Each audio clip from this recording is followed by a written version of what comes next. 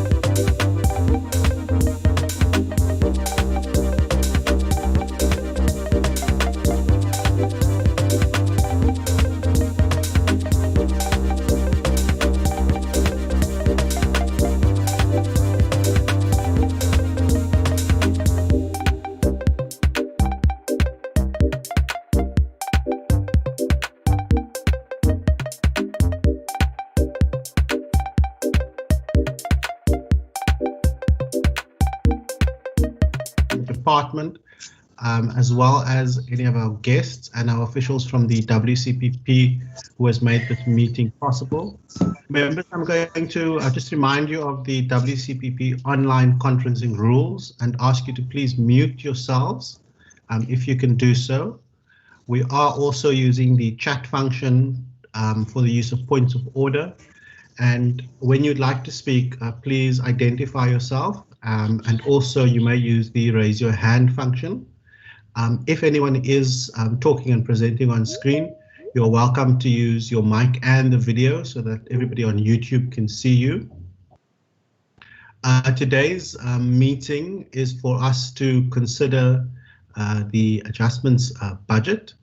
I'm Gillian Bosman, I'm the chair of this meeting, and I'm going to ask all members present to please introduce themselves. Starting with Member Mackenzie. Good afternoon, Chairperson. Good afternoon, Minister and the department and all colleagues. Wendy Philander, thank you. Good afternoon, Member Makamba Boyja. Ricardo Mackenzie. Is it me? You can go ahead, Member Van Vogel. Thank you so much. Good afternoon, everyone. Rachel Van Vogel.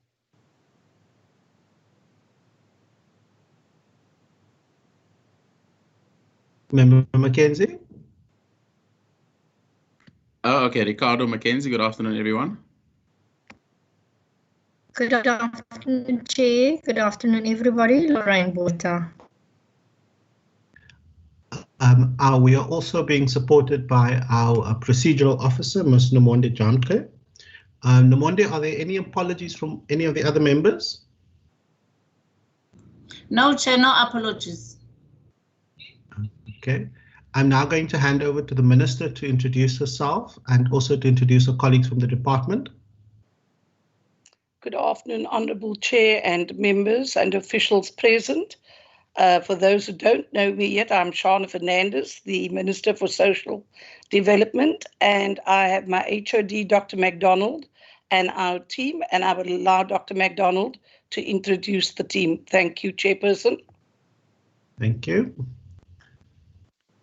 Thank you, Minister. Good afternoon, Chair.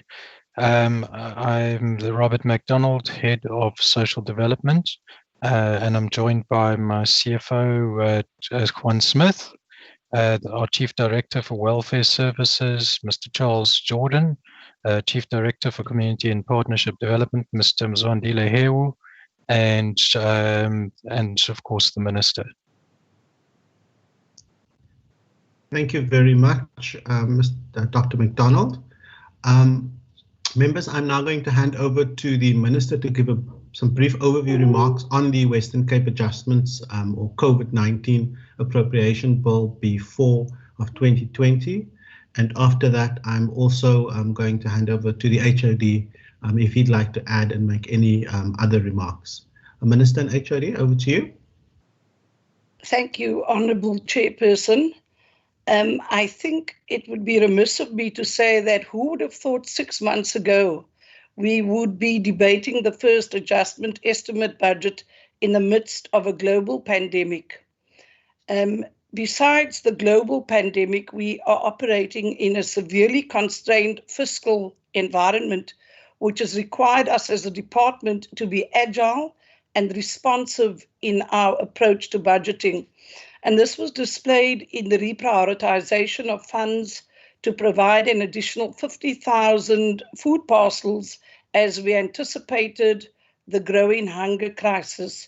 So at the cost of me speaking, Chairperson, I think it would be in the interest of time appropriate to immediately hand over to Dr. MacDonald and the team to take us through our first adjusted estimate.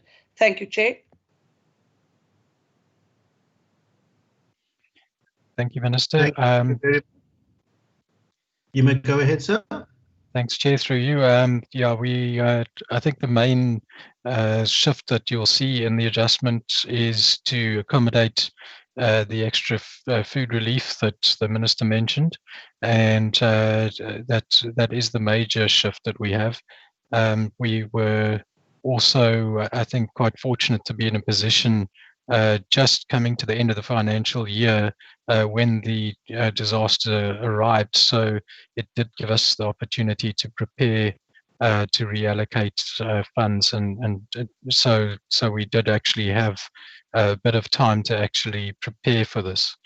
So I think with that said, the main shift, or where the money had come away from, it was primarily from compensation funds for the posts that weren't filled, and that we then put on hold and freed up some funding to be able to make this available. And then there was also some unspent funds, small amounts from various other sources that were pulled together to create this amount that we were able to allocate. So I think we'll get to all the details as we go forward. So I won't dwell on this, but perhaps we can just go straight into the numbers. Thank you very much. Members, with that, I'm now going to table the report, and we are looking at the report from pages 133 to 137, with the annexures being on page 138 to 148. Members, can you give me an indication if any of you have any questions?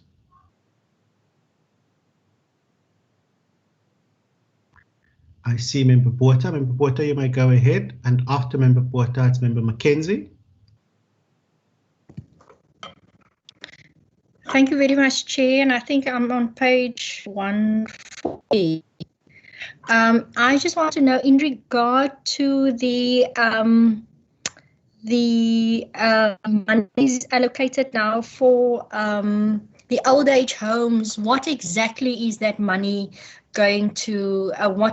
What is in that support for old age home pertaining to that 2.5 million, and then also the PPE for ECD, what exactly are they going to get, and have they been provided, those that are operational already, have they been provided with PPEs as we speak? Thank you, Chair.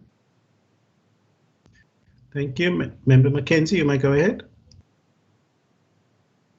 Thank you, Chairperson. Chairperson, can we just do all the questions now? Is this fine? Yes, you may. You may do all the questions. Thank you. I'm just going to go to the page numbers, and I'm sure they have their page numbers open. I'm going to do page 137. I think that's probably easiest because it's just a summary. Well, sorry, can we do page 135, Mr. McDonald and team? I just wanted to get an indication when we do the funds earmark, and I know Member Botha asked a similar question, but I would like more detail. When we look at emergency funding, for example, for food relief, are we going to do the same sort of funding that we did a few months ago? Are we talking food parcels, or are we talking vouchers, or are we talking funding for NPOs that does soup kitchens? And on the reduction of COEs and in terms of the response, and I'm talking to program 2 particularly, can you just give us an indication what sort of services might not be provided, if my understanding is correctly, or are there going to be services that still provided, even though there's a reduction, and is staff going to be affected by the reduction?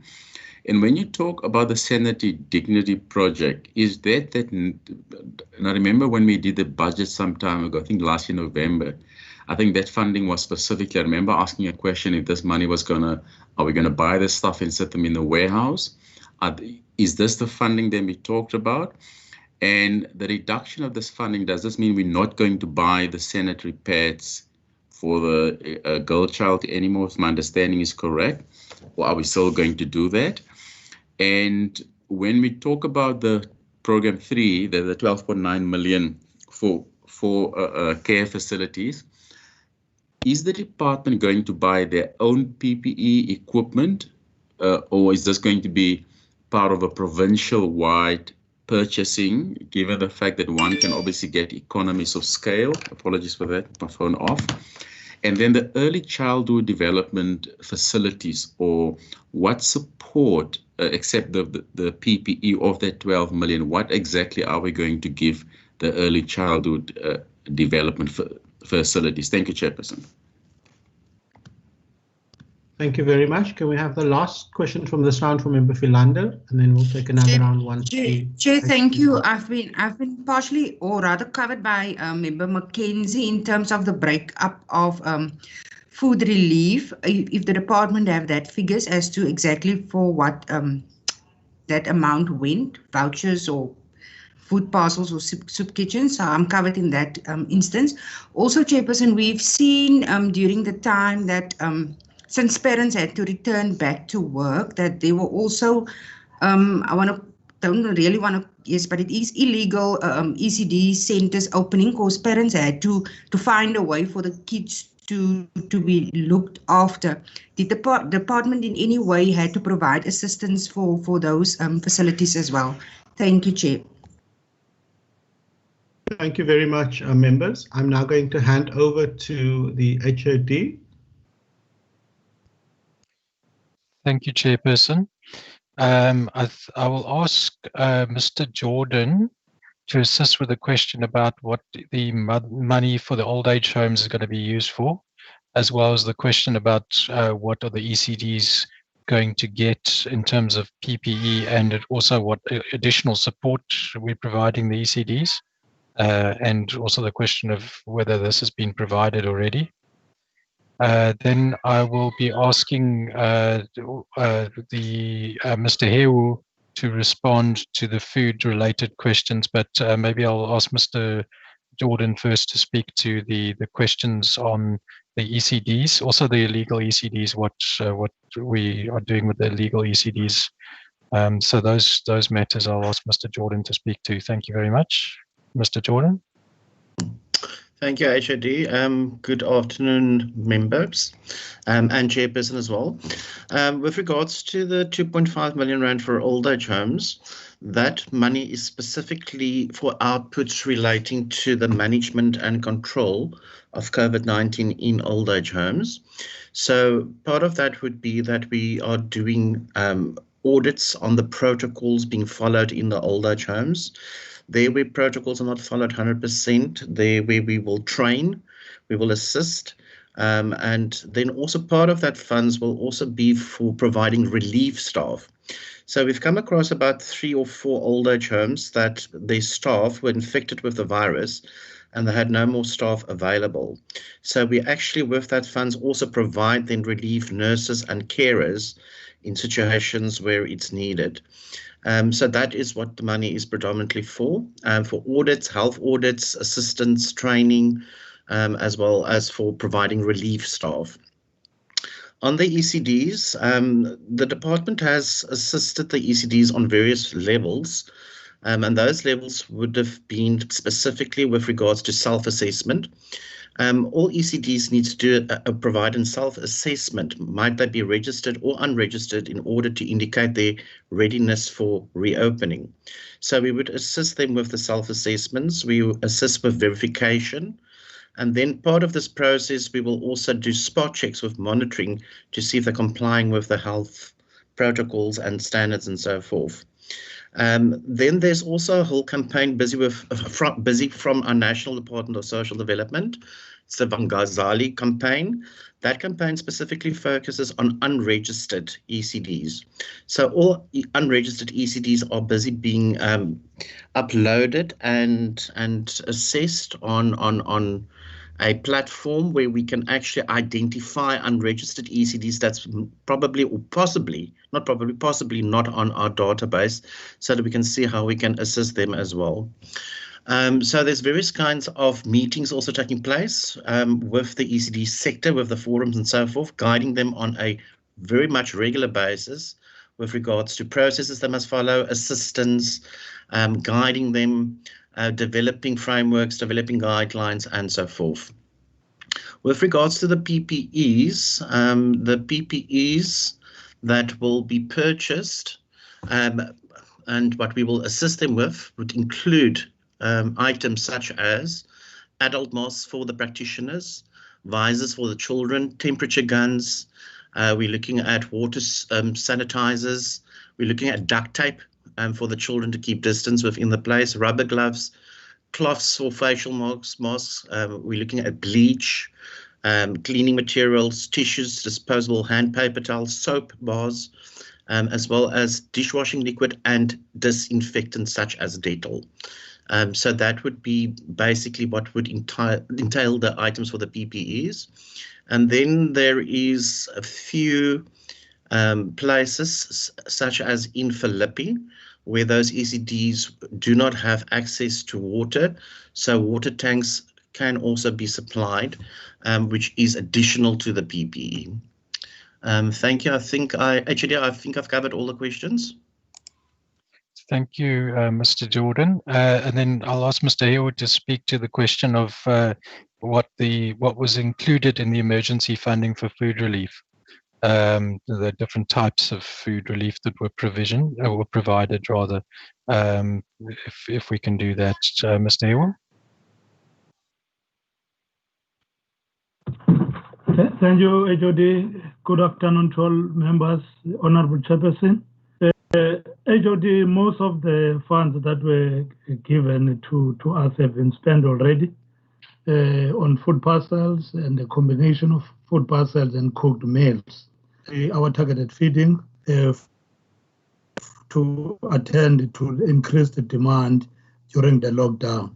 And what is remaining now, this 202,000, we intend to use that to buy additional items that we want to include in the parcels that we're constituting from the donations. We have received a lot of donations, particularly maize meal.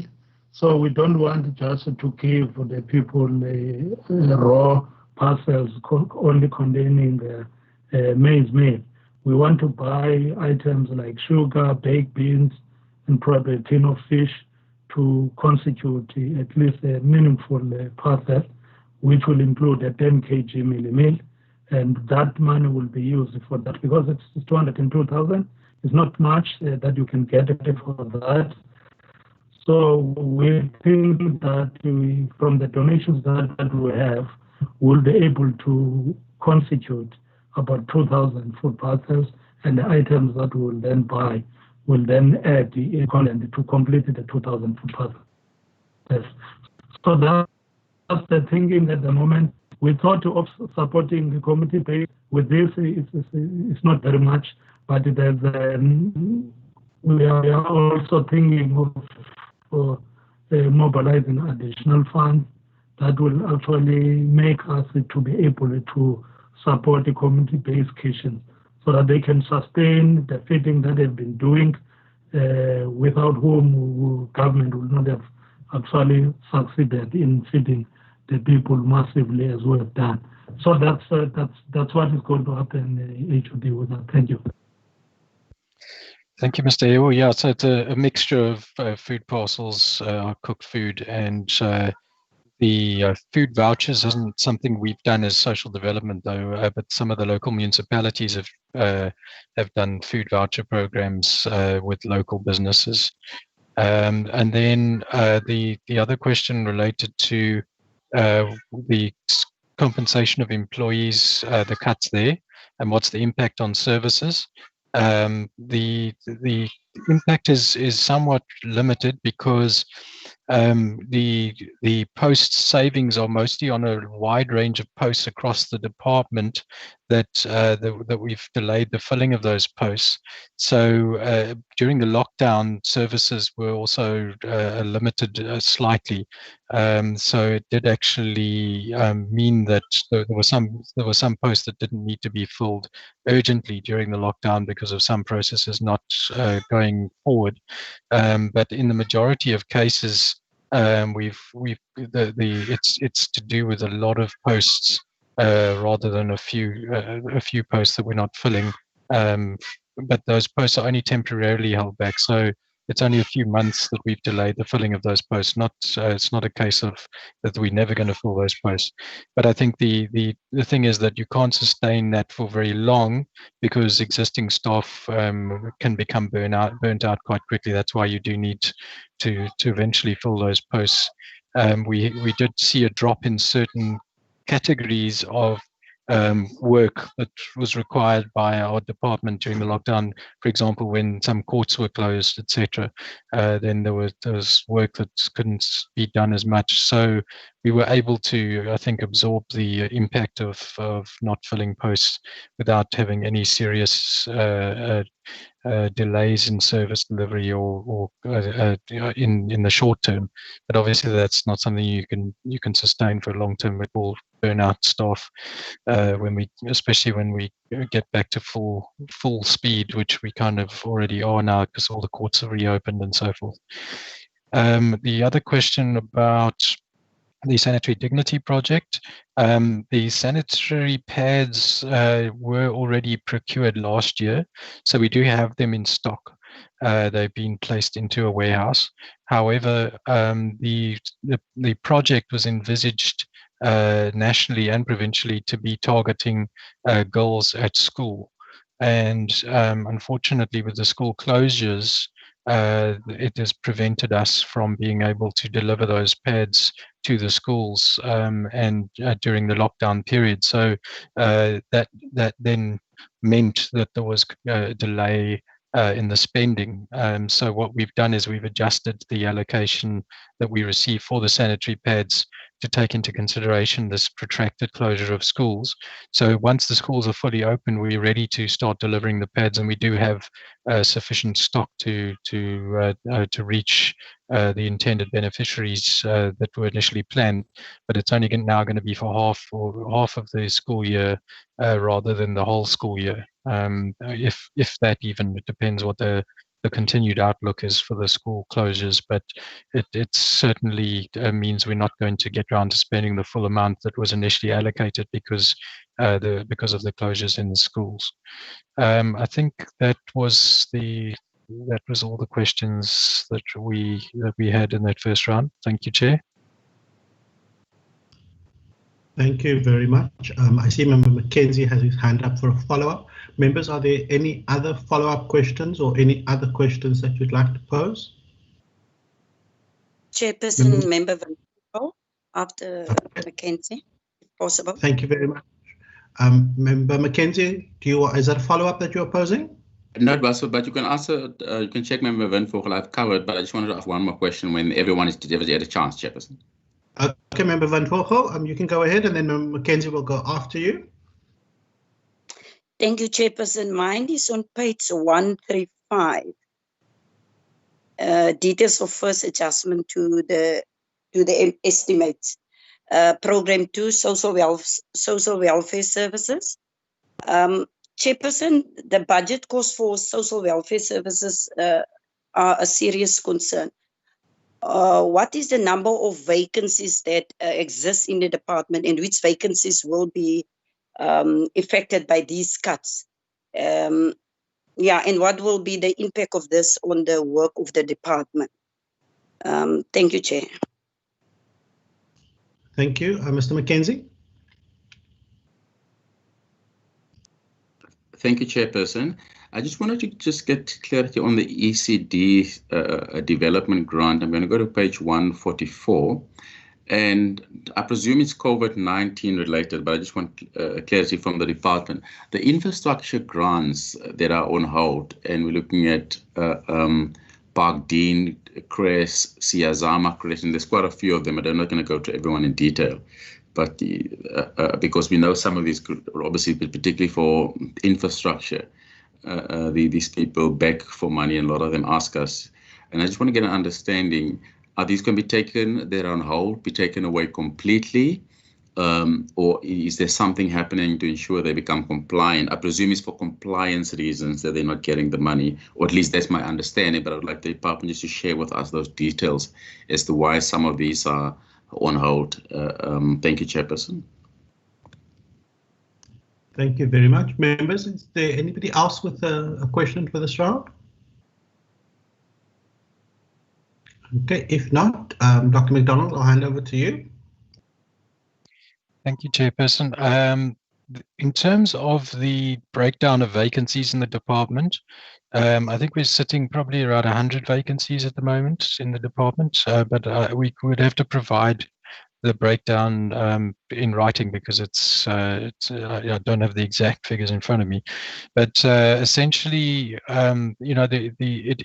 as I say, it's a temporary delay in filling of posts. It's not the permanent non-filling of posts, but there is the potential that we may end up having some posts that we cannot fill due to the shrinking fiscus. So we have been asked by Treasury to relook at our establishment and look at our posts and see if there are any posts that we can not fill for the time being. The reason being that the Provincial Treasury and the National Treasury are not sure whether we are going to be seeing deeper and more extreme cuts, and if so, how deep those cuts will be in the national budgets as a result of under collection of tax because of the shrinking economy. So there is a significant possibility that we will see a situation in the next adjustment as well as in the next financial year where the total allocation of funds to all departments, including ours, may actually get to the point where we can't fill all of our posts on the establishment because of the funds being too little. So we are concerned about that. I think it is very risky if we get to the point where we can't fill key service delivery posts, but there's not much we can do about that given that the tax is under collection is likely to be severe. So we just have to put in place the necessary measures to try and mitigate that risk and to try and cope in the meantime. But I think the underspend on compensation is a constant thing that we see at the moment every year in our department and in all of the departments, because we have a strict compensation ceiling that's been imposed for several years now by the Provincial Treasury, as well as a policy that we cannot reprioritize any of that compensation funding for any other purpose towards the end of the year if we see that posts are not being filled as quickly as expected. So Treasury's got a system in place that where they try to recover a portion of compensation budget every year from departments if posts aren't completely filled. And in this instance, of course, because there was an emergency, Treasury then said, okay, well, we can then reallocate the underspending in compensation. But I think that there is a reality where we always have a lag in time for filling of posts because there is an extreme amount of red tape involved in filling posts in the public service, which has built up over the last few years, including extensive vetting requirements and other processes that usually create a time lag of anywhere from 5 to 9 months to fill a post. So generally speaking, when people retire early or when people resign and go to another job, or if people pass away, there's always going to be a gap between the time that you had a vacancy opening up and that you fill that vacancy. And so it's always far from an exact science when it comes to budgeting for compensation, and when you combine that with Treasury's requirement that that compensation must be surrendered in any underspending, then there is inevitably a saving on compensation. So I wouldn't say that this should be this particular allocation that you're seeing in this adjustment budget is not necessarily a cause for concern in and of itself. It's actually something, it's a pattern we're seeing in most departments. But I think where the concern lies is actually in front of us, because as I say, we are looking at potentially significant shortfalls in the budgets across the board for all departments, which could definitely prevent us from filling posts if they come into effect during the later parts of this year. In terms of Honourable Member Mackenzie's question, I will ask Mr. Jordan to try and clarify a bit about the fact that that infrastructure grant has been put on hold for some of the ECDs. Thank you, HOD. Thank you, Honourable Mackenzie. We have received plus minus 8 million rand as part of the ECD conditional grant for infrastructure. So we have already spent 2 million of that during April, May and June. Just when lockdown also opened, it actually commenced, so they're still busy with it. So there's still a few of them that is still proceeding with completing those projects up to 2 million rands maintenance. The balance of 6 million rand as part of the ECD conditional grant has been reprioritized for the PPEs for the reopening of the ECDs.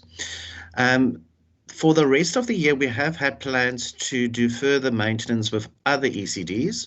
They've been put on hold, but they will commence from April 2021. So they will not be pushed aside or taken off the list again. They are being kept one side as part of our priority list. So that will proceed again from April 2021. National has also given us indication that if we do have savings along the line, we can actually, during this period, use some of the money again for the infrastructure. So, for example, if I do not use all the 6 million rand for the PPE and there's like 200,000 rand left over, I can go back to my list and continue with maintenance even during this period. Thank you.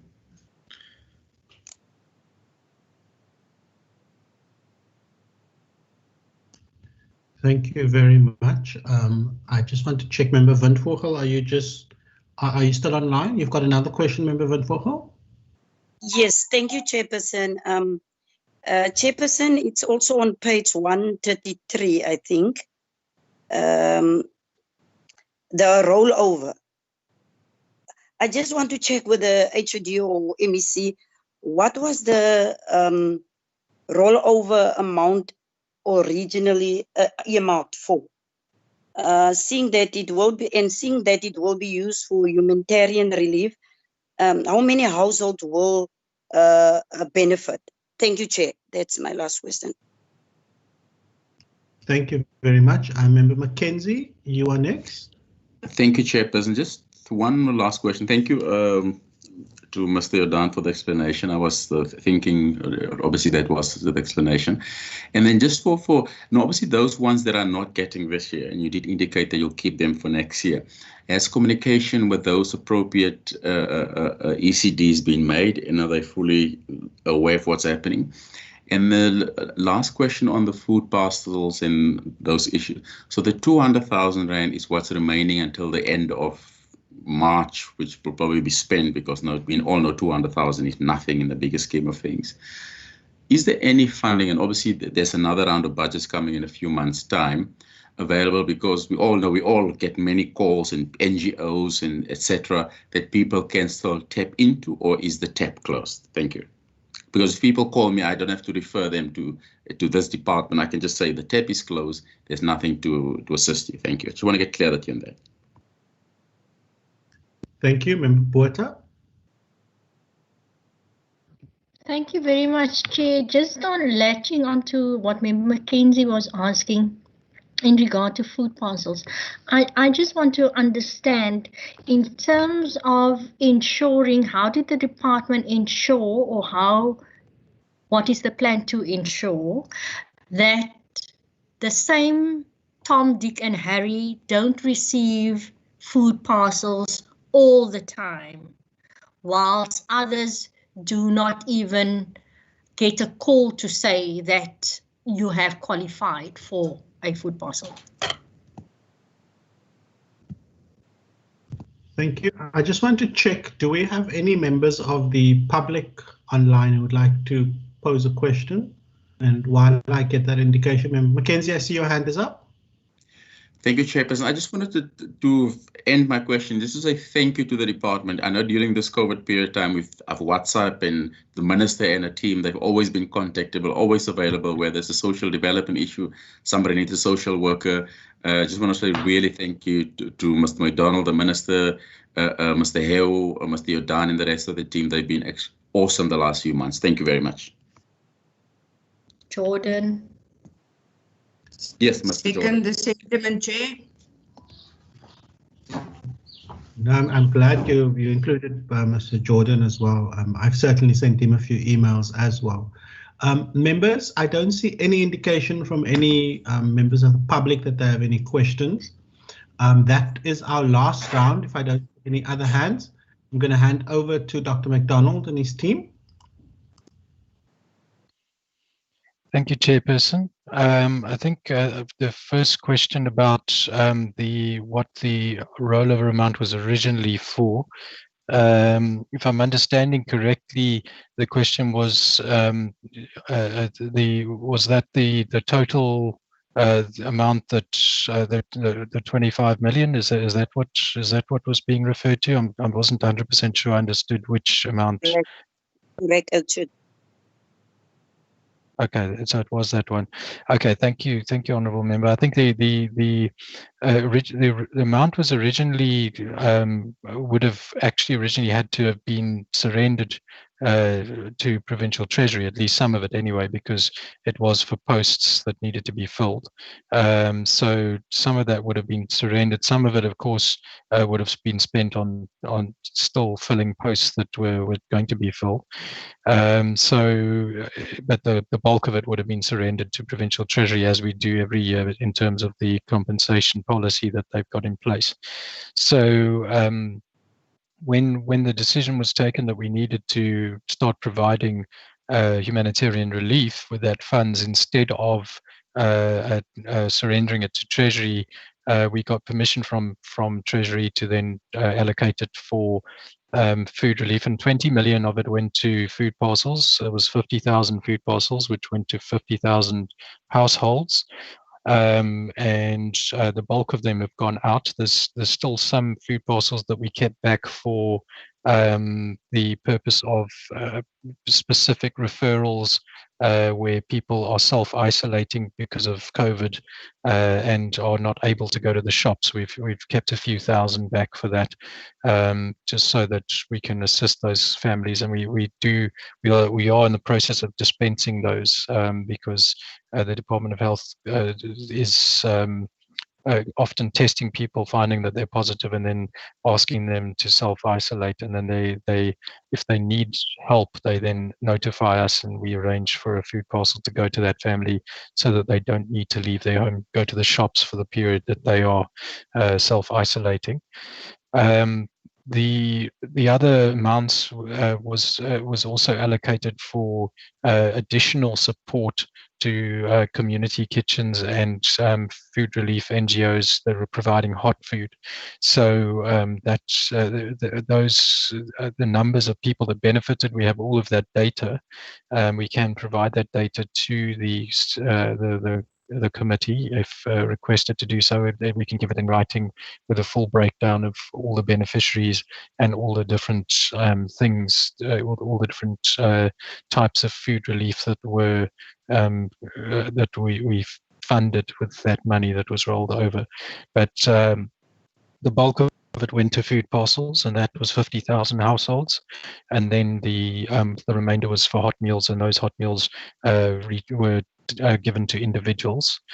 One of the things that you don't see in this adjustment, but which we were doing, was that we also had the ECDs providing food to the children that normally attend them, the ones that we fund anyway. And we had about 50,000 children a day that were benefiting from getting food from the ECDs that they normally attended, which were closed during the lockdown, but at least could provide that food. Fortunately, that was already budgeted for, because that was in the allocations that were made to the ECDs, because there's a food component that they're given per child. A certain amount of money that they're given per child per day is for food. So we didn't need any additional funds to be shifted for this to be able to provide that. The question about the communication with the ECDs, and also that question I'll ask Mr. Jordan to respond to. But the other questions about the 200,000 remaining for food relief and whether there's further funding available. Currently we've reached the end of the additional allocations. That is the last of the additional allocations, but the department still continues to fund food relief as it does in its normal course of work. So we do have 92 feeding sites across the province that we are continuing to fund, even though we are not providing them the extra funds anymore. They're still receiving funding from the department, and they are still continuing to provide food relief. So the food relief hasn't stopped. It's just that the stepped up food relief has stopped, but we're back to the baseline of what we were providing before the COVID disaster. We have spoken to Treasury, and we are busy trying to put together a clear analysis of exactly what the need is on the ground in different communities for food relief, so that we can present a case to Treasury and determine what we would request from them. But also at the same time, the City of Cape Town's food relief program is also kicked in the last few weeks. So they've also been providing funding to NGOs now during this time. So more or less the time that our food relief funding started to end, the city has started providing food relief. So at least it has created some continued support to feeding schemes in various communities as our funding started to dry up. At the same time, of course, there has been the major investment in COVID grants by SASSA, and SASSA has so far has allocated some 200,000 COVID-19 grants or paid grants to 200,000 beneficiaries in this province. I think the total is that they've approved is 280,000, of which 200,000 have been paid out thus far. So that is an additional source of support. And then, of course, they've had the additional top-up grants that have gone to 1.6 million grant recipients in this province as well. So our relief has to be looked at in the context of all the other forms of relief as well, so that we don't duplicate, which the Honourable Member Botha has mentioned, the question of double dipping or making, how do we avoid making the same people always receive food. And I think that is important. And that's why we gather lots of data on where other forms of relief are being given, including from the NGO sector, so that we can try to target specifically where there's gaps and reach people who aren't being helped in any other way. The IMEC has written to the National Minister to request municipal breakdown of where the COVID grant is being paid out, so we can get a better idea of where exactly needs are being met and where there may be gaps on a geographic level. And in addition to that, there is also, with the food relief we've provided as a department, we've done assessments of all the people that received the food parcels. It did take quite a long time, and it slowed the process. And that is the downside of trying to prevent double dipping, is that you then have to do quite an extensive process to check on people and make sure that they're not getting other forms of relief. So it slows you right down, unfortunately. But our social workers did assessments of all the people who received the food parcels to just make sure that they weren't receiving, other forms of relief, and that we got to the most needy first. It doesn't mean to say that we didn't give anyone who's already receiving a grant, but we prioritize people who weren't receiving anything else first, and then other people who are still receiving grants could be looked at after that. Also, there's obviously all the UIF processes underway as well. So there's a lot of information that has to be brought together to check whether people have actually benefited elsewhere. And inevitably, there will be some people, I think, who are going to benefit multiple times, just surely because of the numbers of people. But we are reasonably confident that we got the right people with the aid that we had, because we did do the assessments and checked on the people's needs individually.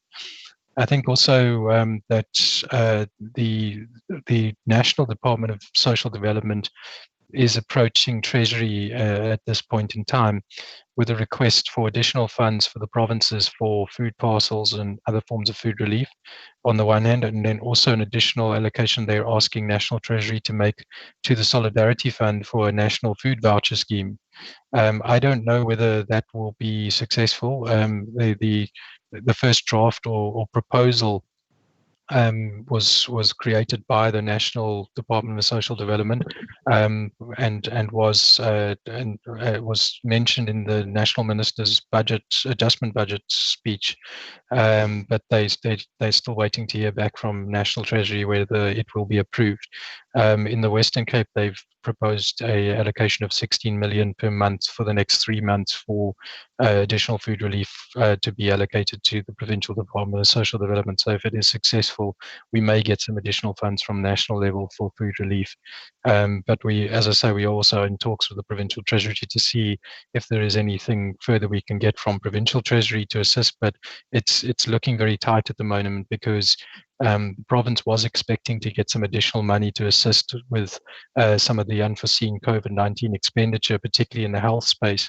And unfortunately, that money didn't materialize. So we are in a more difficult and tight position than we had hoped we would be, which means that it makes it harder and less likely for us to be able to secure additional money for food relief internally in the province. So we are hoping, ideally, that we would get some more money from national level to help. I'll just ask Mr. Jordan to speak to the question about the communication with ECDs about the delay on the infrastructure funding. Thank you, Honourable Member. Yes, we have not communicated as yet to the ECDs, reason being that we've received the final ECD conditional grant framework from National only this week. Today we had to submit a business plan to the National Department of Social Development that the HOD has signed off with regards to our PPEs, our subsidies, as well as with regards to repurposing the maintenance part.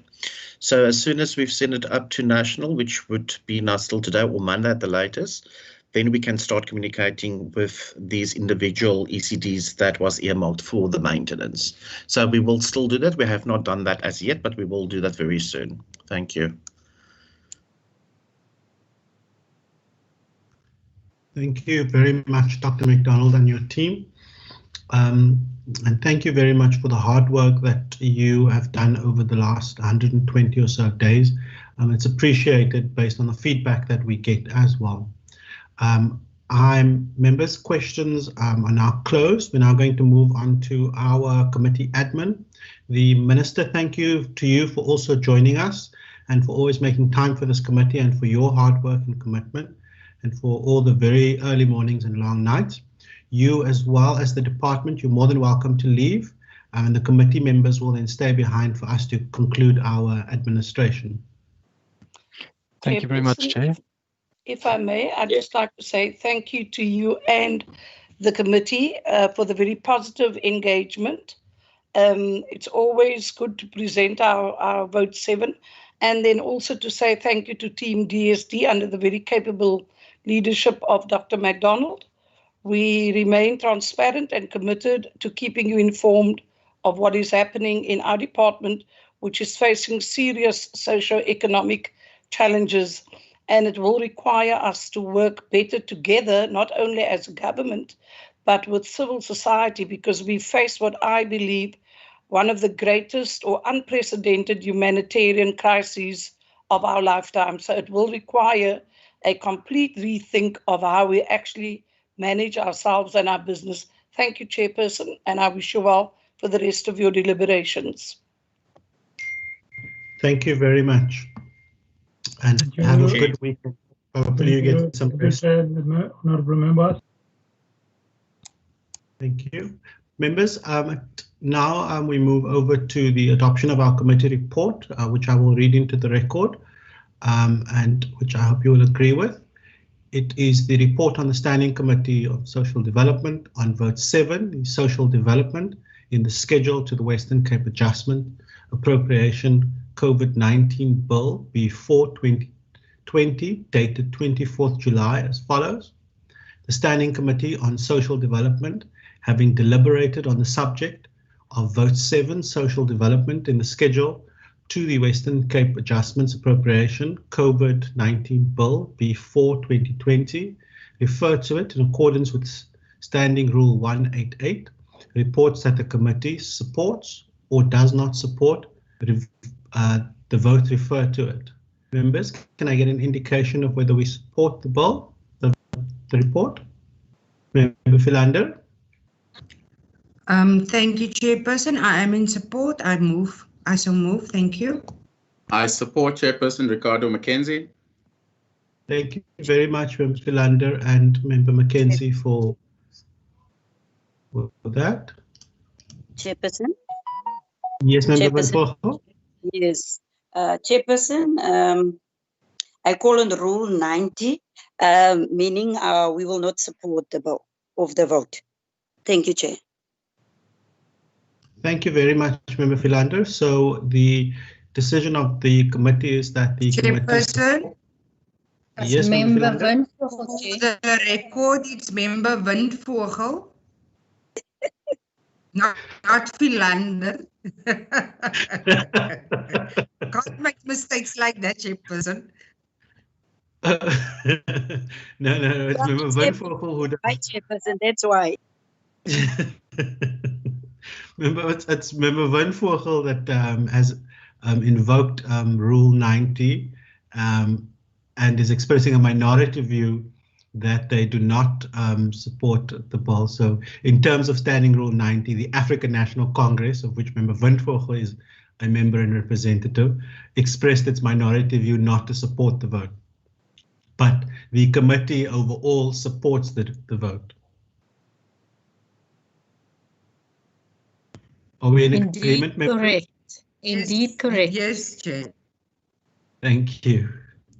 Thank you very much, members. I'm now going to also ask us to just adopt the minutes of our meeting. And I want to ask members, are there any recommendations stemming out of this meeting that you'd like us to make and consider as well? I know there was one that Member Mackenzie, in response to Member Mackenzie, the HOD said we can ask that request. But Nomonde, do you have any recommendations that you've noted? Yeah. Yes, Chair. The first one is the department to provide a detailed breakdown of the 100 vacancies within the department. And the second one is a detailed breakdown of the beneficiaries of the food parcels and the soup kitchens in the province. Members, are there any other recommendations that we need to include in the minutes today? No, Chair. Thank you very much, members. With that, the recommendations will be reflected in our minutes and not in the report. And the report will reflect that the Standing Committee on Social Development, having deliberated on the subject of Vote 7 Social Development in the schedule of the Western Cape Adjustments Appropriation COVID-19 Bill B4 of 2020, refer to it in accordance with Standing Rule 188, reports that the committee supports the vote, refer to it. And in terms of Standing Rule 90, the African National Congress expressed its minority view not to support the vote. Members, thank you very much for your time and for joining us on the last shift this afternoon. I wish you well over the weekend. This meeting is now adjourned. Thank you, Chair. Go well. Thank you, Chairperson. Thank you. Keep safe Bye-bye. from the president. Nomonde? Chair? Thank you, Chairperson. Bye-bye.